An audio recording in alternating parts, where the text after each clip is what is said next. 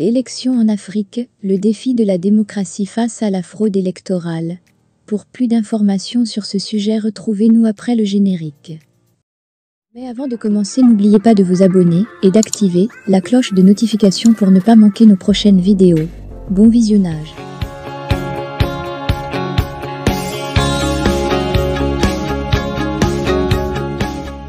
Loin des élections démocratiques tant espérées, l'Afrique est confrontée à une réalité dénoncée à chaque mascarade électorale, la tricherie.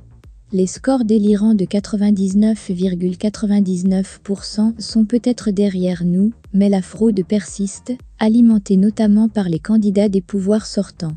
Cette pratique éhontée est un véritable aveu d'échec et soulève des questions sur la véritable démocratie dans la région. Comment peut-on parler d'élections honnêtes lorsque la volonté de tricher est évidente dès le départ?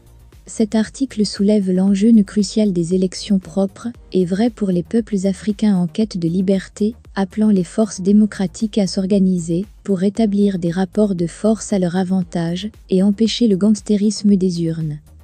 Il fut un temps, l'expression qui prévalait était élection à la soviétique.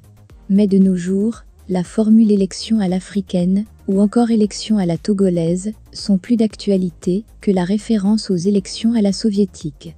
Certes, les voleurs d'élections ne s'offrent plus les scores délirants de 99,99% comme dans les décennies 1960 à 1990. Mais la tricherie demeure une réalité dénoncée à chaque mascarade électorale.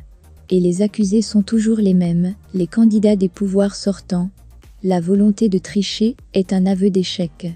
Comment peut-on, quand on veut des élections honnêtes, discutailler à propos de leur transparence, des listes électorales, des cartes d'électeurs, de la composition des institutions d'arbitrage, etc.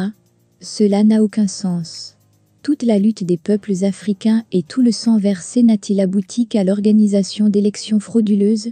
La fraude est-elle un passage obligé vers la vraie démocratie? Ou est-ce un pacte tacite entre pouvoir et opposition? La lutte ne devrait-elle pas être réorientée vers l'exigence d'élections propres et vraies plutôt qu'à l'accompagnement douteux et complice d'élections frauduleuses périodiques? On ne répond pas présent tout en se cachant, dit le proverbe de chez nous. Changement veut dire changer le régime ou le système, et non l'accompagner comme des moutons de panurge. Cette attitude des pouvoirs voleurs d'élections et de leurs oppositions participationnistes est une immense escroquerie politique envers les peuples africains épris de liberté. Les pouvoirs trompent les peuples, les oppositions aussi trompent les peuples. Oui aux élections, mais à de vraies élections. Mais pour obtenir la vérité des urnes, il faut que les forces démocratiques s'organisent pour rétablir des rapports de force à leur avantage, afin d'empêcher le gangstérisme des urnes. Sans cette exigence, les élections ne doivent pas être organisées.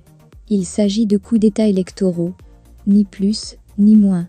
Tant que des oppositions se feront les complices des élections obscures et brouillonnes, il faudra considérer que seuls deux types de forces démocratiques existent dans nos pays sinistrés en démocratie, les participationnistes et les résistants. Qui trompe qui? Eyeyitogoata apedo a